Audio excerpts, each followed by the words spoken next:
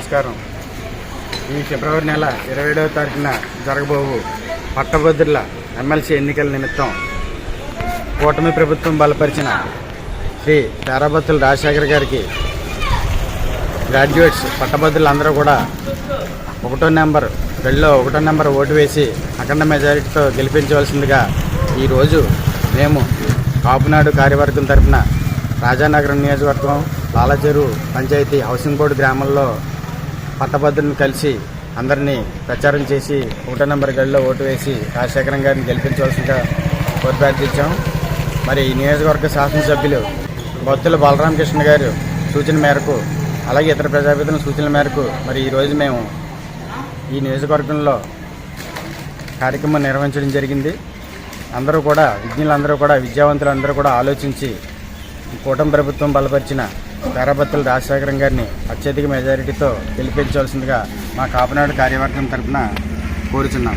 ఈరోజు ఈ కార్యక్రమం మా కాపునాడు రాజానగరం నియోజకవర్గ అధ్యక్షులు కాళ చక్రవర్తి గారి ఆధ్వర్యంలో జరిగింది.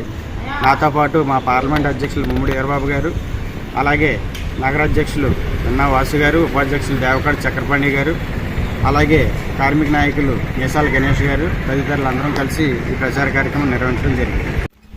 ఇదే రఘునరేష్, కాపునాడు ఉభయ గోదావరి జిల్లాల అధ్యక్షుడు.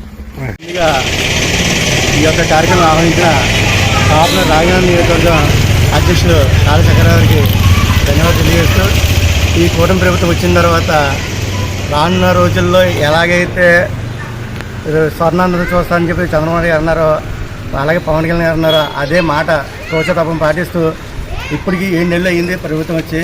ఎక్కడ కానీ గంజాయి కానీ బ్లేడ్ బ్యాచ్ కానీ అవినీతి కానీ లేకుండా చేస్తున్నారు.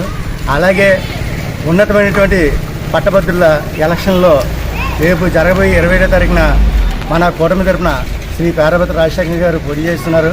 వారిని అఖండ మెజార్టీలో గెలిపించాల్సిందిగా కాపునాడు జిల్లా అధ్యక్షులు రఘునరేష్ గారు, అలాగే పార్లమెంట్ అధ్యక్షులు ముమ్మడి వీరబాబు గారు, రాజనగర అధ్యక్షులు కాళ చక్ర గారు, ఉపాధ్యక్షులు ఫనీ గారు, గణేష్ గారు అందరూ కలిసి ఈ యొక్క కార్యక్రమాన్ని విస్తృతంగా పట్టభద్రుల ఎమ్మెల్సీ ఎలక్షన్ నోటిఫికేషన్ మొదలైన నుంచి ప్రతి ఏరియాలో కూడా తిరుగుతున్నాము.